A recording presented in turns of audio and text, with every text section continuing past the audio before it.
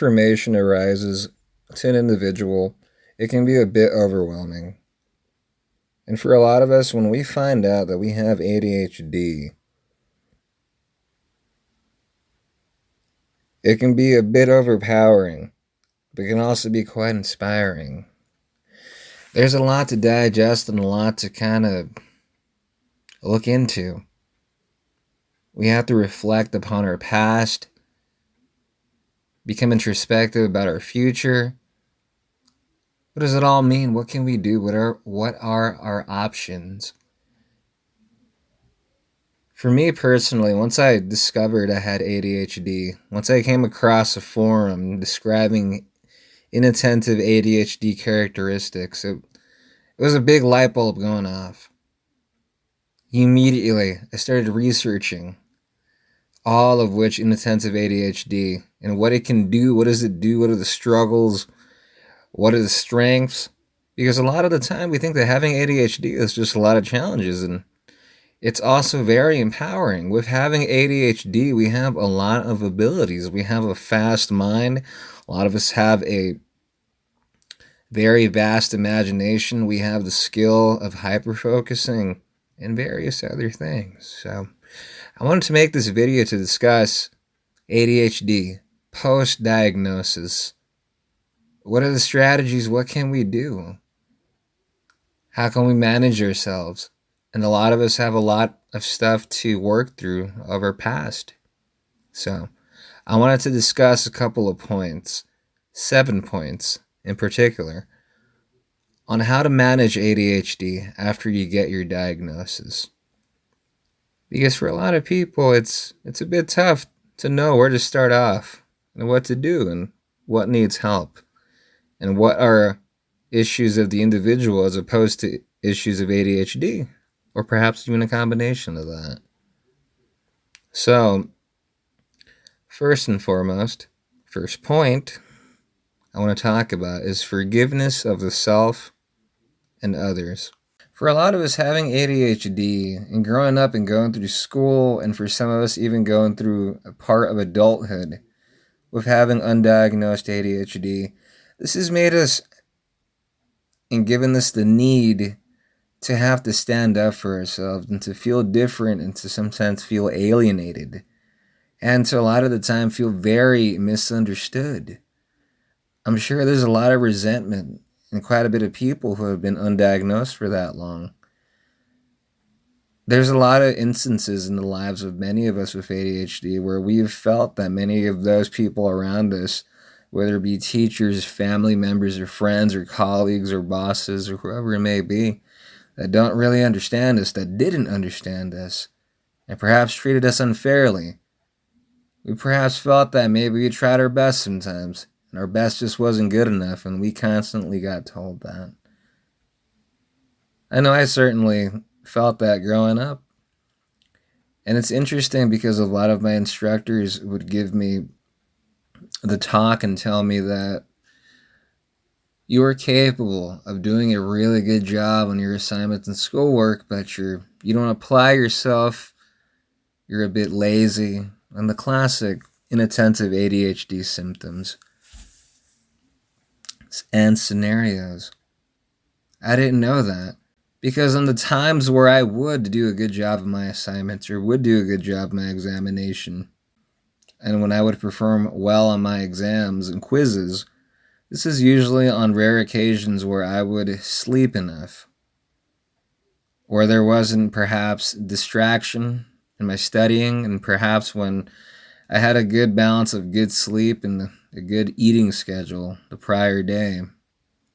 But that wasn't always the case, and this made a lot of my instructors feel like, hey, if this kid can do a decent job or a solid job now, why doesn't he do that other time? So when instructors don't know you have a condition, or in my case, they didn't know I had inattentive ADHD, that made me seem like, hey, I could give a lot more, but when you don't have the ADHD taken care of, it's really hard to do that.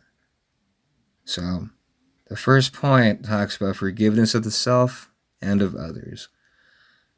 We have to forgive ourselves and not live in the past of what could have been Unfortunately, a lot of us got diagnosed a lot later. And if that's the case, well, we have to pick up and keep moving forward with the information that we have now. There's no use in being resentful about what could have been. We have to now focus on what now could be. And the power and strength and determination and actions that we put forth is very important. It's up to us to put forth effort. If we didn't feel good about ourselves and our self-image and other things surrounding us, we have to understand that the ADHD makes life really difficult. A lot of us with ADHD, we did the best we could given the circumstances and not knowing what we didn't know. And not having your ADHD taken care of, there is so much in your neurochemistry in terms of neurotransmitters, the way your brain functions, that this tremendously makes life really difficult for a lot of us with ADHD. So if we've had a tough life, and if have not succeeded as much as we would like in the past, prior to knowing that we had ADHD, we got to be understanding of ourselves. A lot of people with ADHD are great fighters. They're great people that strive to do well in life, going against the grain and against the odds. Life becomes a lot easier once we discover what our difficulties are, because then we can become introspective and look into the difficulty that we have and learn how to manage that, whether it's behavioral issues or whether it's issues of the mind or whether it's cognitive-based issues or any issues of that matter. We have to become introspective. We have to forgive ourselves, be able to look at our weaknesses and difficulties and be able to work with them and not be resentful of our past failures. Because when we don't know we have a certain condition, and especially when we have not taken care of that condition and the neurochemistry difficulty it brings, then we can't expect to be amazing or to do as good as we otherwise would if we would have had the ADHD taken care of. And that's a very important point. We have to let go of the past and of our past failures and things that happened and not let them keep us down, but rather be a reflecting point to be able to look back and be like, this is what I have difficulty in. This is what I need to work on. This is not fully me. This is not going to encompass who I am going forward. It's just a reference point. You have the remainder of your life to live. And after you've been diagnosed and you've discovered more about ADHD, it's time to start working on that. And that's why I mentioned for this first point, we have to forgive ourselves for our past failures, for our past actions, and for a lot of the negative things that occurred in the background. And this is why I also mentioned to forgive others too. There's a lot of other people in your life who probably had no idea about ADHD. And ADHD is still something that's not known as much by a lot of people. People in the general public seem to have just a common understanding of ADHD. They only understand, or a lot of people only got that perception that only hyperactive ADHD exists. I know I myself was under that category. Once I discovered that something known as inattentive ADHD existed, I was like, wow, so much of this applies to me. And that was so reassuring to me. I didn't have that reassurance growing up. A lot of us don't have that reassurance. We're not told the things to motivate the part of ourselves that comes from ADHD. And that can be really tough when you don't get that motivation and that encouragement that you need, especially in matters that pertain to ADHD. This can make people very callous and walk around with a chip on their shoulder, wanting to prove other people wrong and defy and just create a divide and a distance between themselves and other people just because they want to keep themselves safe. That's not a way to live life. There's so much beauty and wonder in life. that because of having ADHD a lot of the time, we don't get to see, we don't get to experience, perhaps because we have a lot of resentment towards ourselves and towards others. You got to understand that they weren't aware of the ADHD. And unfortunately, there's some family members that still don't believe in ADHD for some people, and some colleagues as well, and a bunch of other people out there. We got to give people time sometimes, especially those close to us. It might be really hard for a family member to be accepting of the fact that you have ADHD because they feel bad that they couldn't do anything about it or didn't pick up on it and didn't help out. But it's not about that. It's about you being able to forgive them and forgive yourself, and understanding and letting those family members know that it's okay. You did the best you could, knowing the information that you knew, that had they known about ADHD and the details of it, they would have been able to help you out. We got to push forward, not be resentful of ourselves and not be resentful of others around us. It's what happened. We have to pick up the pieces, and with knowledge, with refinement and introspection, we need to move forward and we need to figure out what difficulty we have. This leads me to the next point. CBT, for behavior/thought modification. CBT stands for Cognitive Behavioral Therapy. In cognitive behavioral therapy, a psychologist is encouraged to help the client be able to become introspective and look at their thought patterns and those thought patterns that lead to behavior patterns, and to refrain the thought processing, to be able to look at stuff differently. When somebody has ADHD, they go through a very heavy process of needing to stand up for themselves, or feeling like there's going to be a sense of anxiety or threat a lot of the time. Because in our lives, in the lives of many people with ADHD, there seems to be quite a bit of unease and anxiousness sometimes because of issues either with impulsivity, issues with a reward system that is perhaps rather low, and various other reasons. But with CBT, with thought refraining, with being able to change your negative thoughts from the past when it comes to certain things, this is quite helpful. And what do I mean by that? Let's say that you have difficulty in a certain avenue. Rather, let's say you have difficulty with a certain behavior or certain things. And this was before, when you didn't know you had ADHD. A lot of the time, we have issues due to something called rejection sensitive dysphoria. I will delve in further to this in a later point. So because of training the mind and conditioning the mind to understand that when certain things are going to come up, that you automatically are going to feel bad. This is not always the case.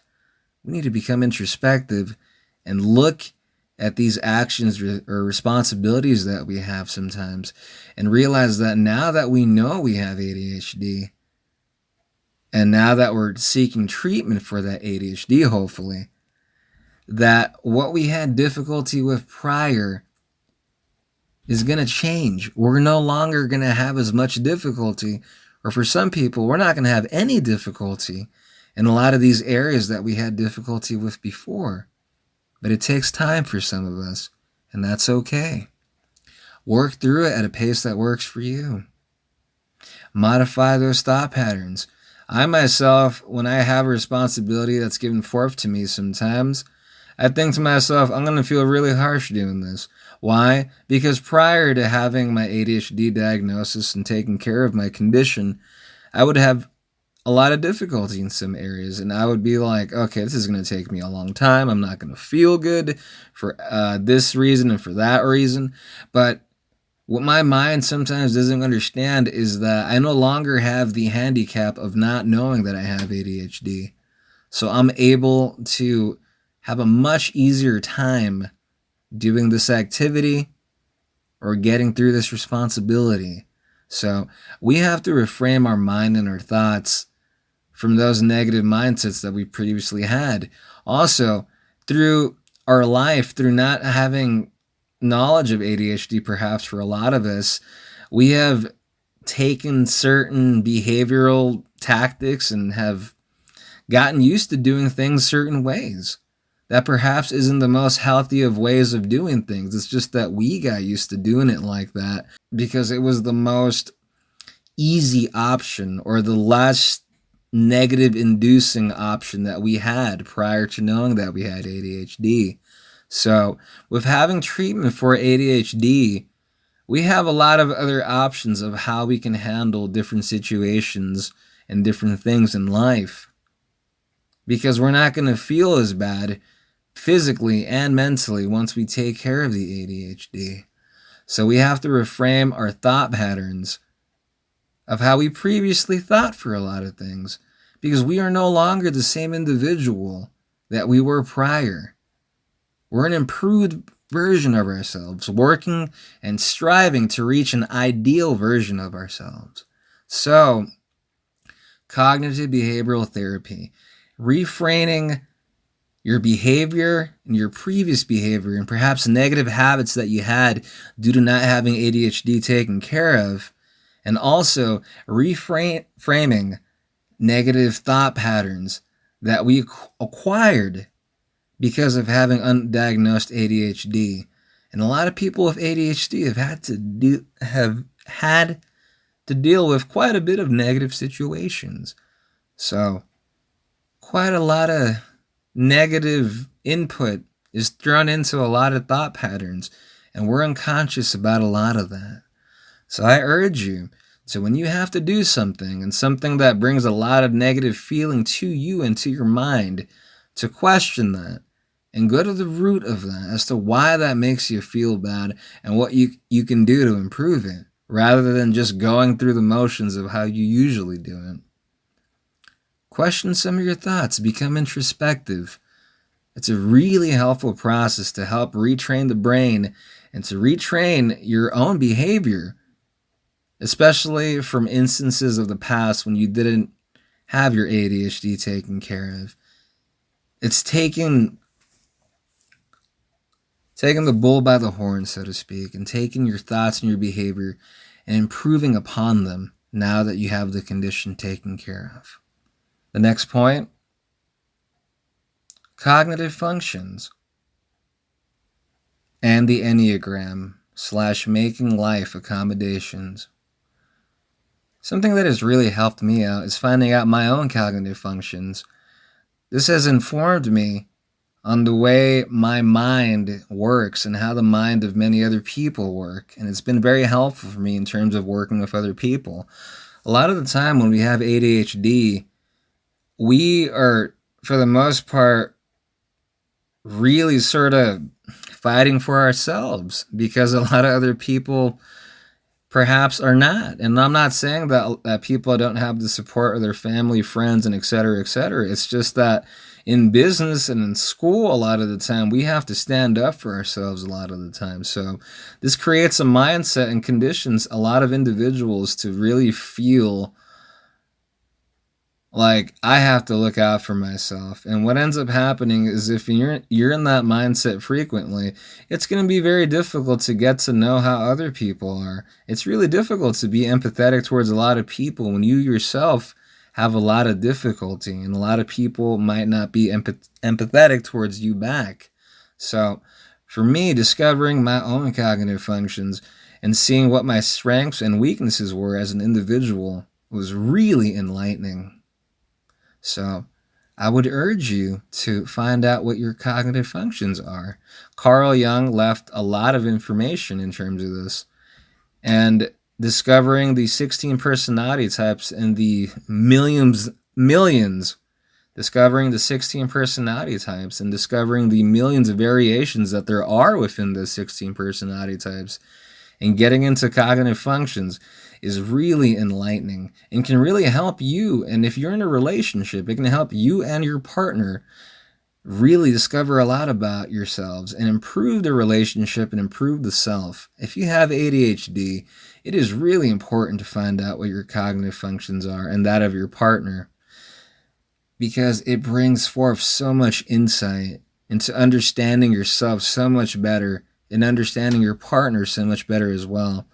So, regardless of whether you're single or in a relationship, it's really healthy to know these things. It's healthy to know these things because of knowing what can upset us, what can put us in a negative mindset, what situations to sort of avoid when we're not feeling too good, and what place we can work, for instance, or what a good career option might be. This is crucial and very important. And cognitive functions can really, really give you the details in terms of helping you out to discover what your strengths are for these things mentioned. And another examination that is really quite helpful is the Enneagram examination. These two examinations, the cognitive functions and the Enneagram, are really helpful. The Enneagram, tying into cognitive functions, think of it as the motor, as the drive of what gets your cognitive functions going. The Enneagram is very enlightening, and there's quite a bit of videos here on YouTube of people diving into it quite profoundly. So I'm going to leave a link to my cognitive functions ADHD videos. That's cognitive functions and how they affect people with ADHD, the 16 personality types. So you can check it out, and I'll see if I can find a good Enneagram video link from another channel to leave you so you can check out, because that makes life really easy. Because the Enneagram, it attains its information from a lot of our childhood trauma, and this really plays a big role into who we become as adults. And if we become aware of this and can work with it and can refine it and work with what we got, this makes life so much easier. So both these things are really introspective and really helpful. And when you have ADHD and you have difficulty, especially if you and your partner have ADHD, finding out these things is so helpful and so enlightening. It's helped me out tremendously. It's helped out people I've worked with as well. So I highly believe it can be of great help to you and your partner. And if you're single, just to you. So it really makes life a lot easier, because what happens afterwards, after you figure out what your cognitive functions are and your Enneagram, you can really start making life accommodations. That's something that some of us need to do, because some of us have elements and details in our life that make our life really difficult, especially difficult in terms of our cognitive functions, and we might not be aware of it. So in order to make those accommodations, a lot of the time, we have to know what our cognitive functions are and what our Enneagram is, because that's where some of our trauma comes from.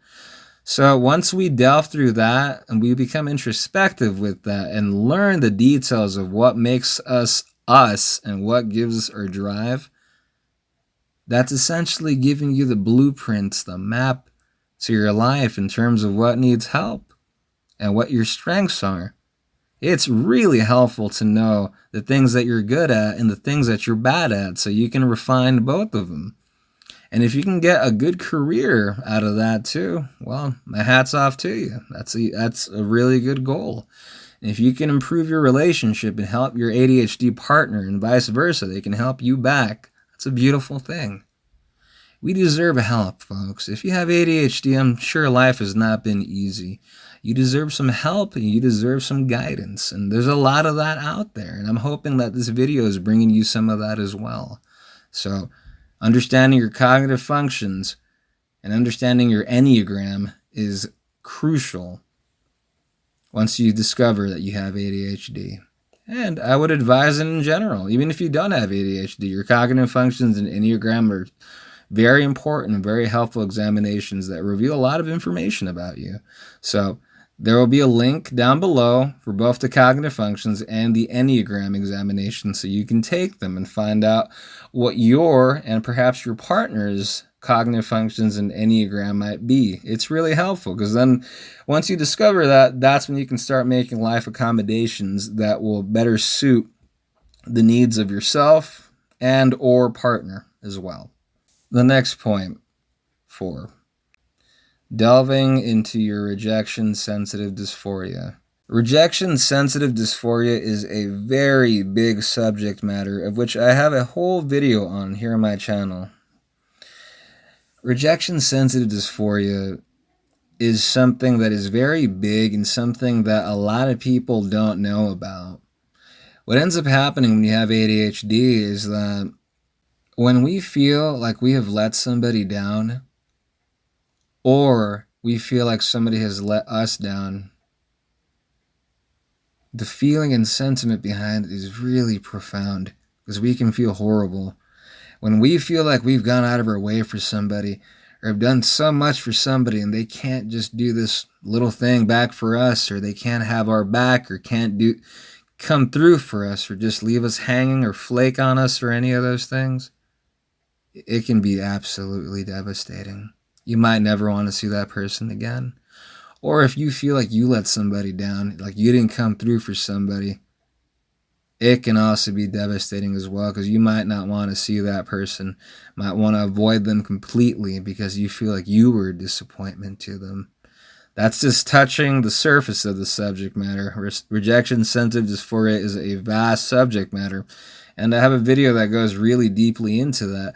But once we discover how rejection-sensitive dysphoria, how it affects you, or perhaps how it affects your partner as well, then we can start helping one another. Or we can find, or if we're single, we can find the help ourselves through researching and implementing different strategies and different helpful points to help improve upon that.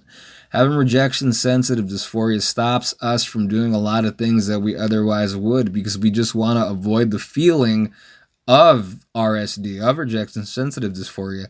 We perhaps don't go to certain places, don't want to be around certain places or certain people or certain relatives or certain colleagues, whatever it is, because we feel that someone might greatly disappoint us, or we might greatly disappoint them. So the opportunity in life to enjoy a variety of things or do different things is limited because of this. Once we come to terms with our rejection-sensitive dysphoria, we can start working to improve upon that, because you can improve upon that. But becoming familiar with it is really important, because then we can know how to manage ourselves and how to manage our RSD. So I encourage you to go check out my rejection-sensitive dysphoria video, because I can talk quite a bit about it, but that's not the focus of this video. So I'll leave a link down below as well so you can check it out, because it's very important for someone with ADHD to really become introspective and improve upon their rejection-sensitive dysphoria. Point 5. Next point. Seek counseling if necessary.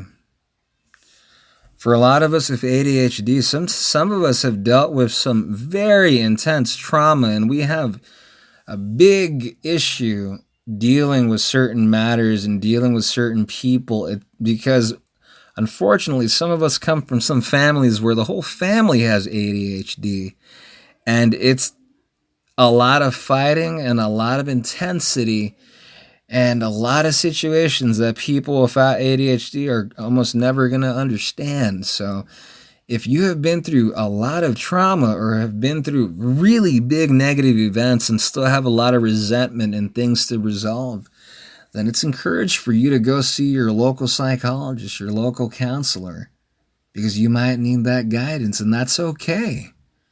When you have a condition like ADHD and you've gone through life with this undiagnosed, it is a tough life for a lot of us. So getting help from counseling to perhaps manage bad habits, getting help to managing that anxiety, managing the depression, or managing the trauma, it's very helpful for a lot of people. And it's absolutely okay to go get that help, because we all have different ratios of ADHD in our lives. The different ratios of ADHD, meaning that some of us, the ADHD affects us more intensely than it does to others. And this all depends on the cognitive functions, because cognitive functions and the way ADHD affects cognitive functions is different for everybody. For some people, especially among the three subtypes of ADHD specifically, one subtype of ADHD might be helpful to one personality type. It might be an absolute detriment to another personality type.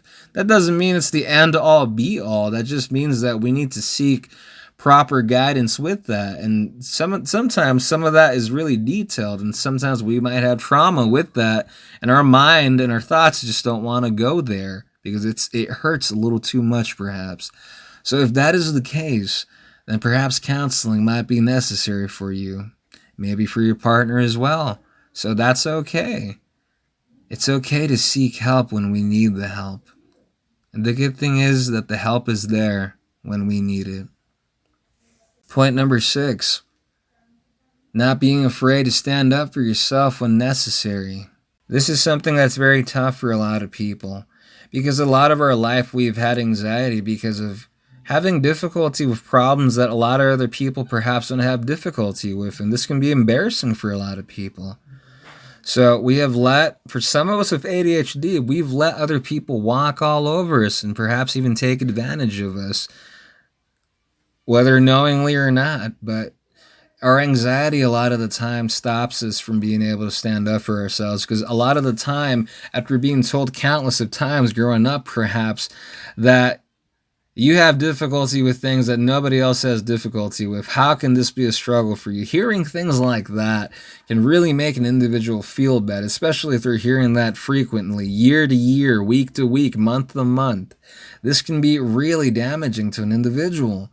So, understanding that we have ADHD, discovering that we have ADHD, once we know the ADHD and know how it affects us, and we know our cognitive functions and our Enneagram as well, we know what we have difficulty with, and you shouldn't be ashamed of talking about what you struggle with because of your ADHD. Ideally, here in the U.S., you cannot be discriminated against because of a condition that you have. So if you have ADHD, don't be afraid to talk about it. It's okay to talk about you having ADHD to your boss, your colleagues, to whomever. They cannot discriminate against you because of your condition. And if they're still treating you badly, you need to get another job. You need to go somewhere else. But be wise about that. Plan it accordingly. Do not risk your income and then just leave and then be uncertain of another job you're going to get. No, look for another job while still staying in this other job. Endure what you have to endure for a short time, and then when the next opportunity comes up, get out of there, because you don't deserve to be treated harshly. If you have said and mentioned what you have difficulty with, and if you have placed tactics and initiative in order to help improve yourself, and then they still treat you harshly, well, that's one thing, and that's rather messed up if you ask me. But if you do nothing to try to improve yourself, do not expect the world to hand you stuff on a platter. You need to put your initiative and you need to put your drive in there. But going back to the main point, it's okay to stand up for yourself. You don't need to be rude. You don't need to be intense. Just be honest about it. Come to terms with that of which you have difficulty with, and talk to those around you who you feel are helpful and understanding, and who have a good ear for listening. It's okay to have difficulty because of ADHD.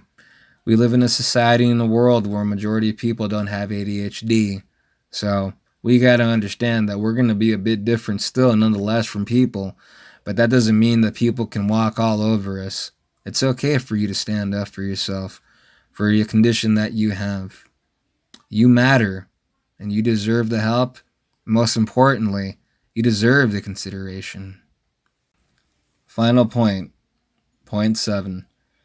Coming to terms with ADHD and being aware that it might take others a while longer to understand those of us with ADHD. For a lot of people, it's so hard for them to accept that they have ADHD because they look at it as something that's stigmatized as negative. It's a condition. It's something that's a handicap. It's something that's trapping. It's not any of those things. It's just a condition like any other condition. It's what we do with the condition that determines whether it's a handicap or not. If you do nothing and expect positive results, you're not going to get those results. You have to put in the work and you have to put in the effort for something good to come about this. And if after you hear this video, you decide to do nothing, you're going to keep getting the same results and slamming your face against the wall, metaphorically speaking, because we cannot do nothing and expect great things to happen. We have to put the initiative, and that's really hard to do when the ADHD is not being taken care of. But I hope after hearing this that you start taking the initiative and taking care of the ADHD in whatever capacity you decide to do so. You don't have to go all gung-ho and start big with giant steps. No, for some of us, it's the first time we've discovered we have ADHD, and we got to take baby steps to get that initiative going. One step at a time. It makes a difference. Believe you me. We're all at a different stage in our lives, and we all come to grips and to terms with things very differently. For some people, it takes a while longer to process stuff. So you take the time you need to process your condition. But understand that if you have ADHD and you have the diagnosis, that's what it is, and it's okay. Having ADHD is really helpful in some ways, and in some ways it's not, but that's life. We have to take what we have, in this case, the condition, the ADHD, and help ourselves by taming the condition through behavior modification, through cognitive thought modification, and through perhaps taking a medication for the condition, and perhaps also getting a supplement plan going with the condition. Myself, I started exercising 4 days a week. I also started implementing a very healthy diet. And then a few years later, I started implementing the keto diet, and it greatly, in a very positive way, helped me out.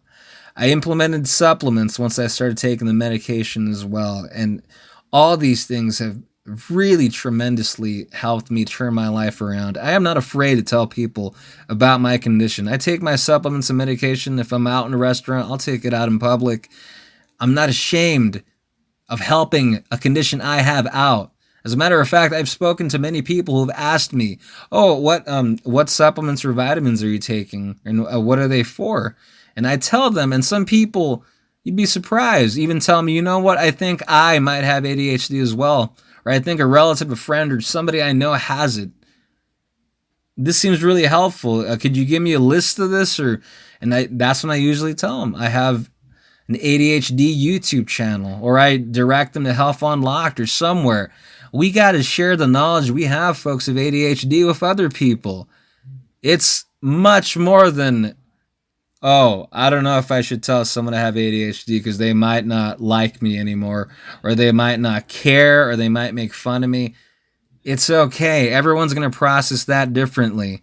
That's a lot of the time, that's the rejection sensitive dysphoria, thinking that someone might not be positive about something that we have. And some people aren't going to be because they're not going to fully understand, or they might take it the wrong way, perhaps because they feel like they could have helped and they let you down by not helping you discover you had ADHD in the past.